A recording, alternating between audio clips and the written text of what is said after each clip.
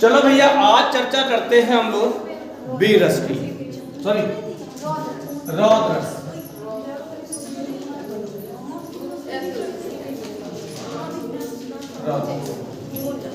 रौद्र रस का जो स्थायी भाव होता है वो क्रोध होता है। स्थायी भाव क्या होगा? क्रोध। अच्छा, रौद्र रस में परिभाषा आपकी वही है कि यदि किसी काव्य को पढ़ने से, किसी काव्य को पढ़ने से किसी दृश्य आदि को देखने से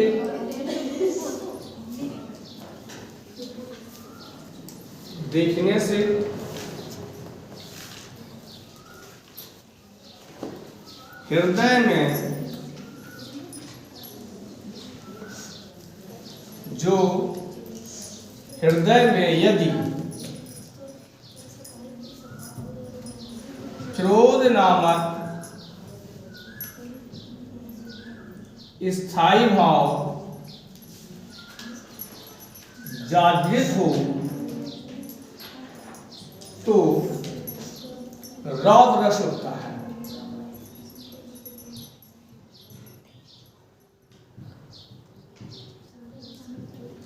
किसी काव्य को पढ़ने से, किसी दृश्य आदि को देखने से, जरूरी नहीं है, वैसे इसकी साहित्य परिभाषा है कि यदि किसी शत्रु के कठोर वचनों को सुन के हमें क्रोध आता है, लेकिन जरूरी नहीं है कि किसी काव्य को पढ़ने से, किसी दृश्य आदि को देखने से भी क्रोध की उत्पन्न।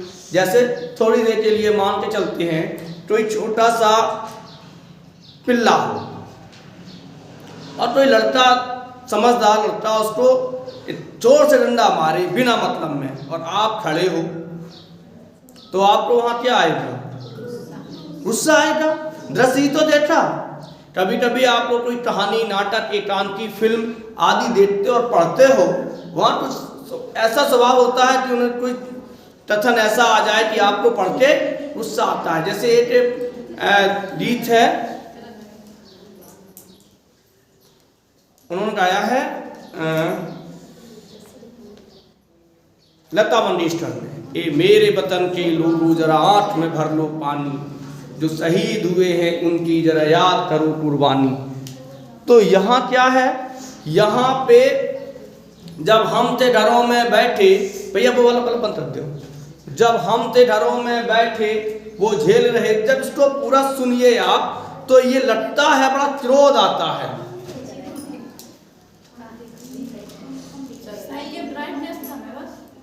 तो क्रोध आता है तो उसे हम रौद्र रस कहते हैं। इसका आलम्बन क्या होता है? क्रोध का आलम्बन यानी कि शत्रु के वचन,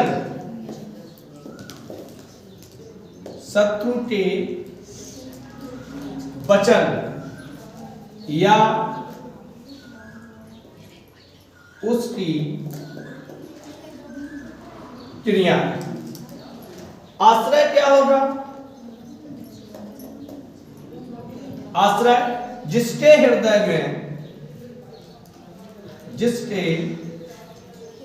हृदय में क्रोध उत्पन्न हो,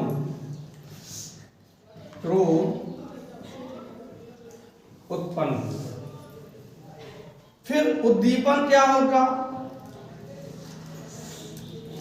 यानी आलम्बन की चेष्टा, आलम्बन के वचनों की कठोरता, वचनों की कठोरता।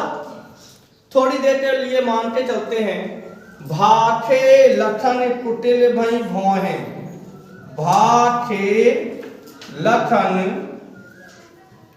कुटिल भई भौहें, रद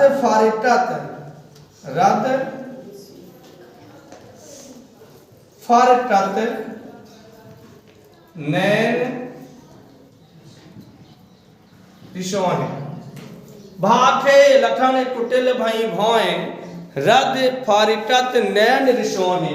सबसे पहले जरूरी नहीं है कि यहाँ पे रस पूछा जाए, आपसे पूछा जा सकता है यहाँ आलम्बन कौन है, उद्दीपन कौन है, आश्रय कौन है, अनुभाव क्या है, संचारी भाव क्या है, ये भी पूछे जा सकते हैं। कुछ नहीं, एक प्रश्न से आप इतने सॉल्व कीजिए, भाखे लखन कुटिल भई भौएं रद फारिटत नैन रिशोहे।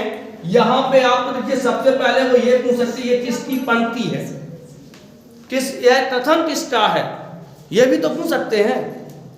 तो यह कथन किसका है, तुलसीदास का है। किससे है, रामचरित मानस से। कहां से है, राजा जनक के दरबार में। जब राजा जनक ने यह कहा कि इस पृथ्वी मंडल पर, इस भूमंडल पर कोई ऐसा वीर नहीं है जो धनुष को तोड़ सके, तो भाखे लखन कुटिल भई भौएं, गुस्सा आ गया। अब गुस्सा उन्हें आया कैसी, यहां पे आलम्बन कौन होगा, यहां आलम्बन होंगे जनक। देखिए यहां पे आलम्बन क्या होंगे, जनक के वचन, जनक के वचन, ये आलम्बन हो गया। अब जनक के वचनों को सुनकर किसके हृदय में क्रोध उत्पन्न हुआ, लक्ष्मण के हृदय में। तो यहां आश्रय कौन होगा, लक्ष्मण होंगे, लक्ष्मण। अब बहुत ज्यादा भाखे लखन कुटिल भाई भौएं रद फरकत नैन सोए। एक तो वो बात है कि गाली दे दी, कोई बात नहीं, लेकिन और गालियों में जो कठोरता होती है, अश्लीलता हो, तो और ज्यादा क्रोध आएगा। तो उद्दीपन, उद्दीपन क्या है, जनक के वचनों की कठोरता। जनक के इस भूमंडल पे कोई ऐसा वीर नहीं है कि जो धनुष को तोड़ सके, उन्हें ऐसा कैसे नहीं है। अब हमारे भैया लक्ष्मण अब तो रटुल के लोग बैठे हैं, तो जनक के वचनों की कठोरता। अब यहाँ उद्दीपन क्या हो सकता है, सॉरी अनुभव क्या हो सकता है, अनुभव। चलो अनुभव यहां लिखते हैं, दिखाई दे रहा है अनुभव। जब अच्छा क्रोध आता है तो कुछ शारीरिक क्रियाएं होती हैं। एक तो स्वर भंग होना, अत्यधिक क्रोध में जब वो बहुत ज्यादा गाली दे तो बोल कम करिए, हैं मतलब, हाँ, तो ये अनुभव यानी स्वर भंग होना, स्वर भंग होना। दूसरा नेत्रों का लाल होना, नेत्रों या नेत्रों और मुख का लाल होना, ये क्या है, ये अनुभव है। नेत्रों या मुख का लाल होना। और क्या होता है, पसीना आ सकत क्रोध में है, क्यों, क्रोध में पसीना नहीं आता, क्रोध में दांत आदमी पीसत, दांती है, दांती पीसता है, ओंठों का काटना, हाँ। तो ये अनुभव है, स्वर भंग होना, नेत्रों या मुख का लाल होना, दांत का पीसना, ये सभी अनुभव है। और ये सभी अनुभव कौन से अनुभव में आएंगे, जो 8 सात्विक अनुभव हैं और 4 अनुभव हैं कायिक। अब जैसे स्वर भंग होना सात्विक अनुभव है, लेकिन दांत पीसना ये कैसा है, ये कायिक अनुभव है, क्योंकि शरीर से। समझ में आया। अब आगे बढ़ता है संचारी भाव। संचारी भाव, संचारी भाव क्या हो सकता है, यहां बताओ। अमर्ष, उग्रता, अमर्ष है, उग्रता है, ये संचारी भाव हो सकते हैं। ये क्या हो सकते हैं, संचारी भाव है। तो रौद्र रस का स्थायी भाव क्या है, क्रोध। परिभाषा क्या है, किसी काव्य को पढ़ने से, किसी दृश्य आदि को देखने से हृदय में यदि क्रोध नामक स्थायी भाव जागृत होता है तो उसे रौद्र रस कहते हैं। इसका आलम्बन क्या होगा, हमेशा शत्रु के वचन। और उद्दीपन क्या होगा? शत्रुटे वचनों की कठोरता, क्योंकि आलंबन की चेष्टाएं उद्दीपन कहलाती हैं। अब आगे देख लेते हैं और दूसरा उदाहरण देख लेते हैं।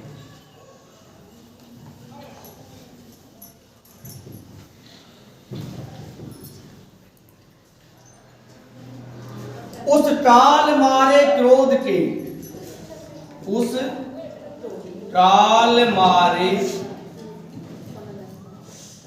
क्रोध के तन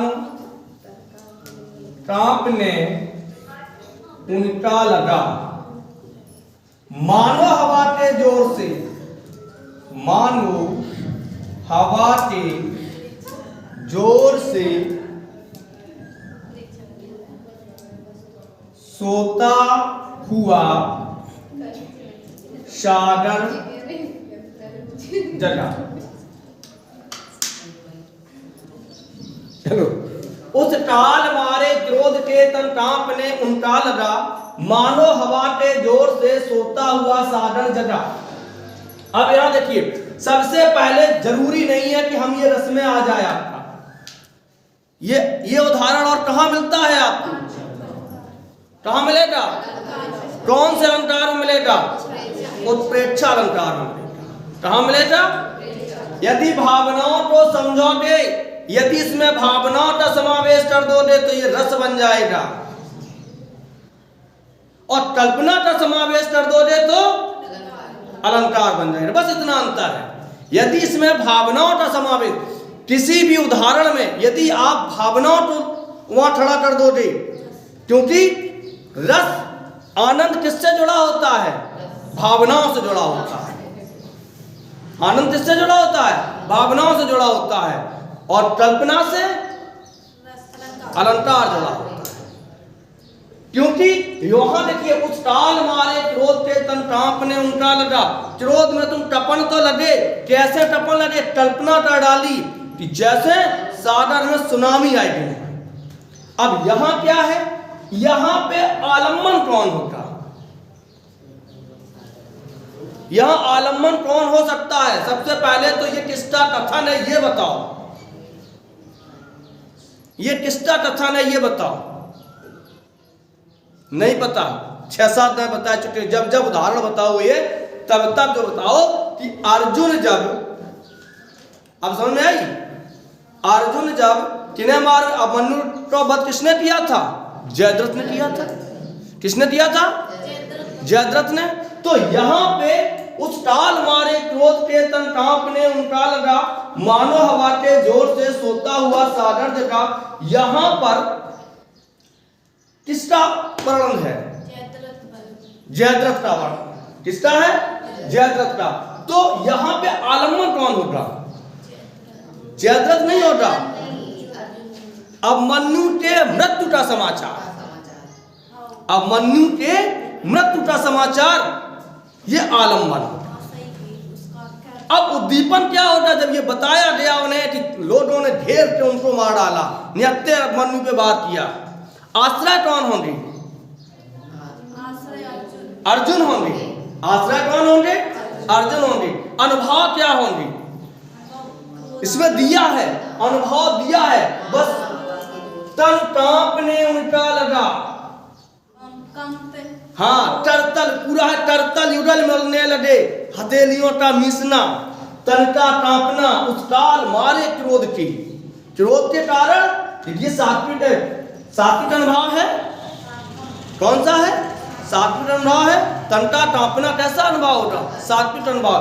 ये भी आपको ध्यान देने योग्य है, क्योंकि एग्जामिनर पता नहीं आपको कहां से पूछती। अब सिलेबस का कोई पता नहीं। पहले सिलेबस का पता होता था कि ये पूछा जा सकता था, अब पता नहीं। नए नए प्रयोग हो रहे हैं, तो उन्होंने रेखांकित कर दिया।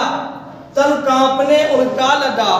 प्रस्तुत पंक्ति में तन कांपने में कौन सा अनुभव है? कायिक अनुभव, सात्विक अनुभव, आहार अनुभव, मानसिक अनुभव। क्योंकि कायिक हो नहीं सकता है। कायिक क्या होता है? शरीर का बनावटीपन होता है।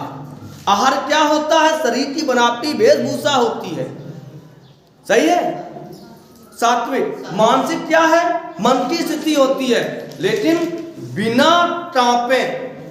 तुम खूब टाप, हम कहा कि हम टपन लगे, नहीं टपी हैं, टपी हैं। अगर कोई मुंह से एक फायर कर दे हैं और वो मिस हो जाए,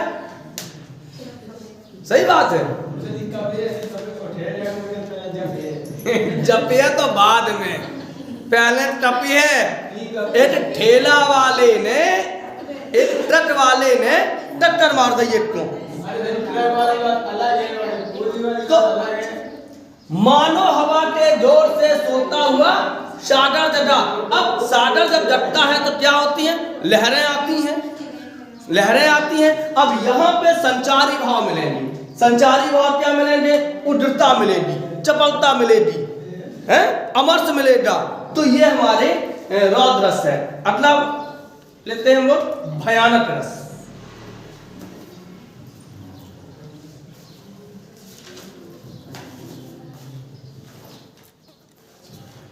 अच्छा, भयानक रस किसे कहते हैं?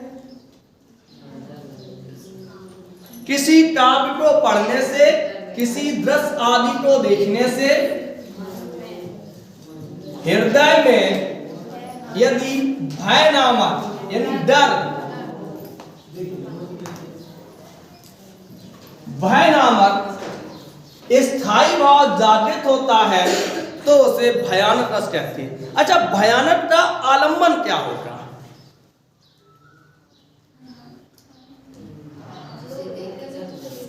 जिसको देख के डर लगे, आलंबन क्या होगा? भूत को देख के डर। हाँ, भूत प्रभु दिखाई नहीं दे तो डर कहां से लगी है? बस आलंबन की। बहुत से लोग बोले पहले पहले था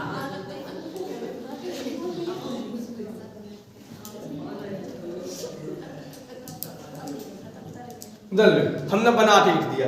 आलंबन का डरावना वेश, आलंबन का डरावना वेश जरूर नहीं, जरूरी नहीं है भाई। जैसे शेर को देख लो, है उसका डरावना वेश होता है, बड़े बड़े दांत, नाखून। हाँ, देखो बेटिया, बिल्ली से डराई जा, लड़कियां छिपकली से डराई जाती, और कहीं से भी डरे, कहीं से भी डरे। अरे ज्यादा दूर मत जाओ, चलो।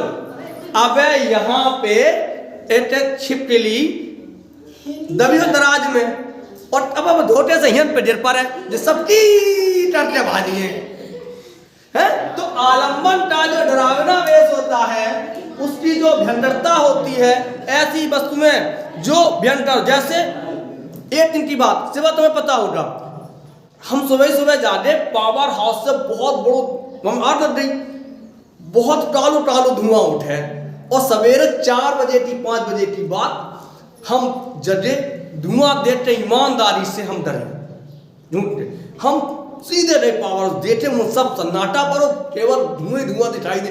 हम लौट आए, घर पे आते। तो जरूरी नहीं, वस्तु की जो भयंकरता होती है, उसका भयानकपन होता है, वो भी हमें डराता है। तो आलंबन का जो डरावना वेश है, उसे हम क्या कहेंगे? भयानक कहेंगे, डर। जहां पे डर लग जाए, रात में, जरूरी नहीं है कि हर परिभाषा किताब की हो, रात में आप टीवी देख रहे और कोई भूतन वालों नाटक देख रहे, कोई हॉरर फिल्म है, अब क्या करी हो? अकेले कमरा में हो, अपन हीटर करी, टीवी बंद कर दियो, डर लगी है? छोटे छोटे बच्चन को चंद्रा और पर अनुभव बोलता है। तो किसी काव्य को आलंबन का डरावना वेश। अच्छा, आश्रय क्या होता है यहाँ पे भैया? आश्रय क्या होगा? आश्रय जिसको देख कर डर लगे, जिसको नहीं, जिस, हाँ, यहाँ पे जो डरे, बिल्कुल सही है, जो डरे, जो डरे वो आलंबन है। अब उद्दीपन क्या होगा? मुझ पीला पड़ना, यानी व्यवहार हो जाएगा, मुझ पीला पड़ना, और क्या होगा? स्तंभ, गिरना, भागना, गिट्टी बंधबो है निकल तय रोए नहीं था, डर गई। चलो, गिट्टी बंधना, भागना, मूर्छित होना, उद्दीपन क्या होगा? पता है सर, स्तंभ नहीं होने पाए, डर लगे आज ये स्तंभ की जावे थी मैं। चलो, स्तंभ नहीं होते। स्वर भंग होगा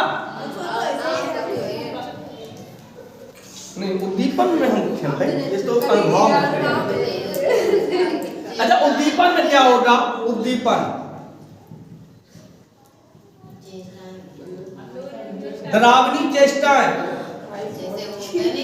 डरावनी चेष्टाएं। अब अनुभव क्या होगा? अनुभव का एक नाम और होता है कि बताएगा क्या होता है अनुभव का? आप बताएं। अनुभव का एक नाम और होता है, मैंने लिखवाया था आपको, तन संचारी। क्या है?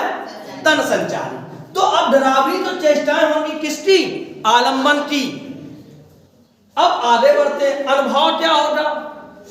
अब अनुभव होगा भागना।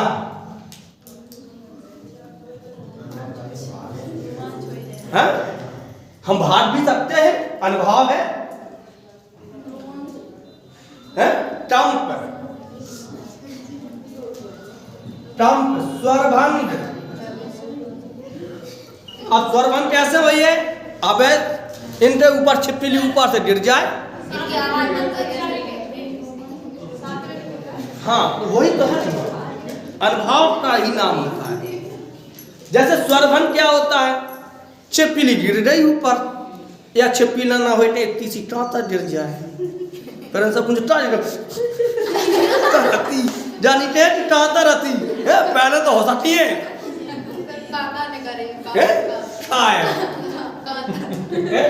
तो ये स्वरभंग, ये भी क्या होगा? ये हमारा आलम्बन का अनुभव होगा। टांपना, टांप क्या होता है? टांपना, लोटना, लोटना खुशी में होता है, लोटना खुशी में होता है, खुशी से लोट पोट हो गई। हाँ, बेहोश होना। अब आगे देखते हैं, चलो आगे बढ़ते हैं, एक उदाहरण को देख के काम चलाते हैं, एक उदाहरण को देख के काम चलाते हैं। अगर लोट गई तो ऊंचे पड़ जाओगे। चलो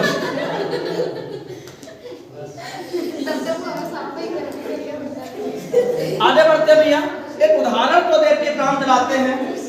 एक और अजगरही लग, एक और मृगराय, विकल बटोही पड़ो मूर्छा खाए।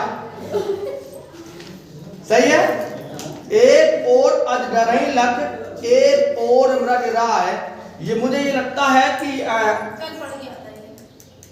ज्यादा कठिन उदाहरण है, सरल दे दें। चलो, एक और, एक उदाहरण देख लीजिए।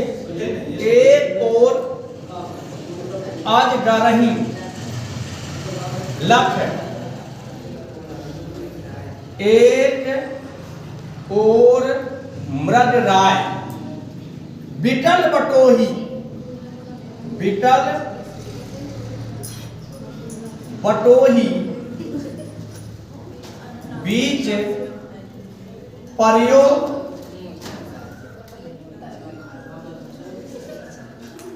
मूर्छा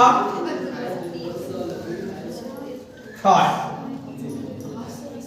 देखो, एक और अजगरही लट। अच्छा, लट इसका पर्यायवाची है?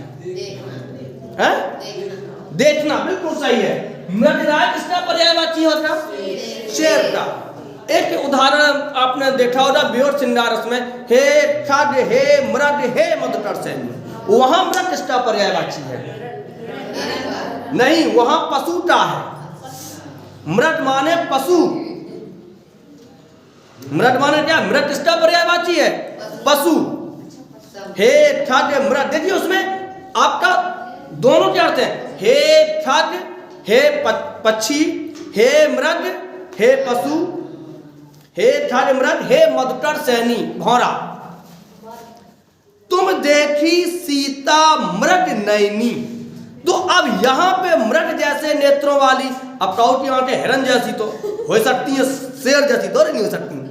तो वहां पे जो होगा वो क्या होगा, मृग नैनी हिरन, लेकिन मृग तो यहाँ मृग राय पशुओं का राजा अर्थात शेर। बीटल बटोई, एक व्यक्ति जा रहा था, चला जा रहा था अपनी धुन में गाता हुआ, गीत गाता चल रे साथी, रुनरुनाता चला जा रहा था। तो जैसे सामने देखा तो एक अजगर बड़ा भारी सा बैठा। तो उसने सोचा चलो यार अजगर है, पीछे लौटे। पीछे से क्या हुआ, एक शेर आ गया। अब बता बाकी हालत क्या है। बिटल बटोही पड़ो मूर्छा खाए। यहाँ आलम्बन क्या होगा, यहाँ आलम्बन होंगे अजगर और शेर, और आश्रय होगा बिटल, व्याकुल बटोही, यानी बिटल नहीं केवल बटोही। उद्दीपन क्या होगा, अजगर का फुंकारना और सिंह का दहाड़ना। अब अनुभव क्या होगा, पहले ही दौड़ो, कहां पे है, मूर्छित हो के गिर पड़ी है, घिग्गी बंद जाए तो बेचारे की घिग्गी बंद गई, लोट दो नहीं, गिर पड़ो, लोट दो नहीं, गिर पड़ो। तो ये क्या है,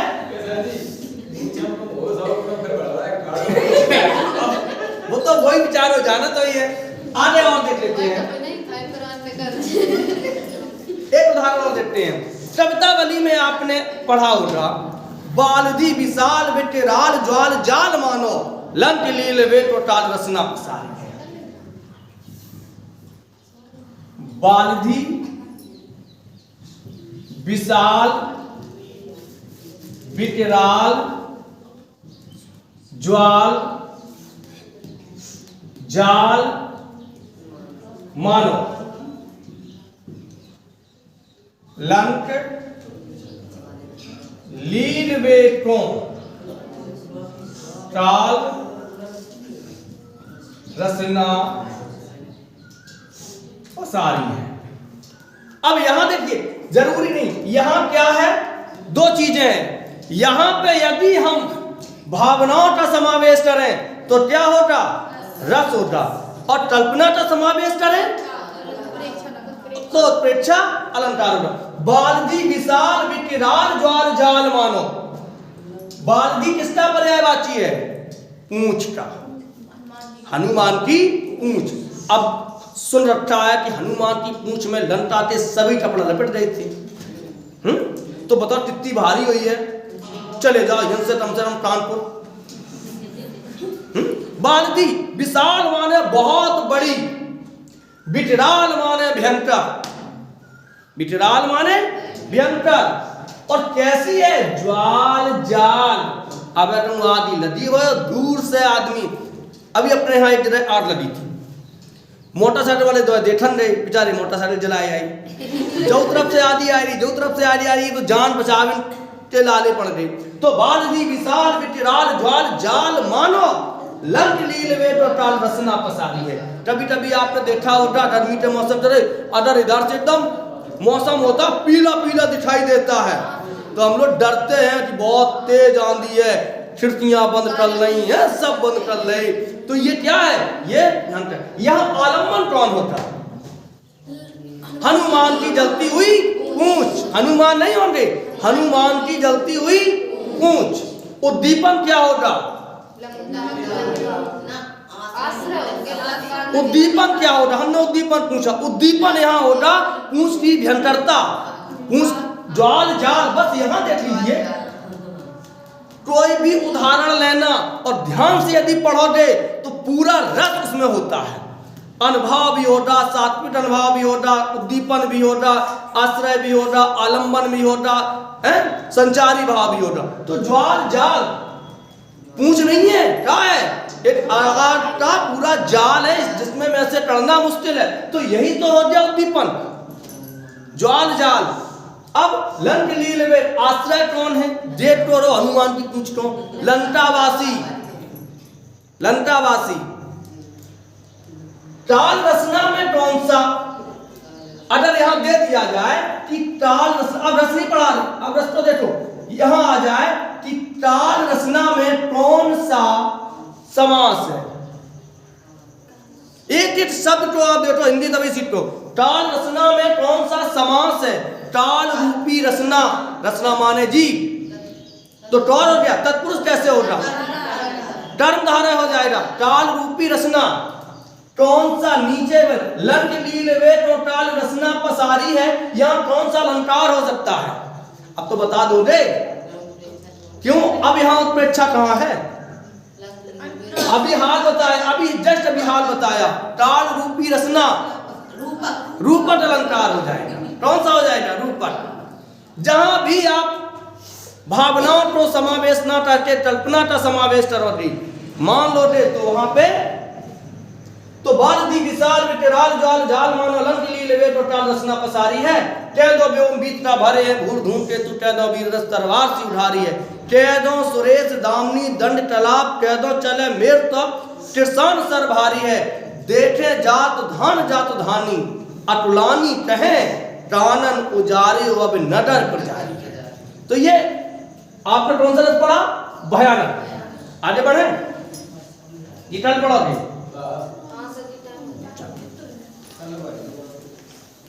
चलिए आगे बढ़ते हैं भैया। और बदल नहीं रही।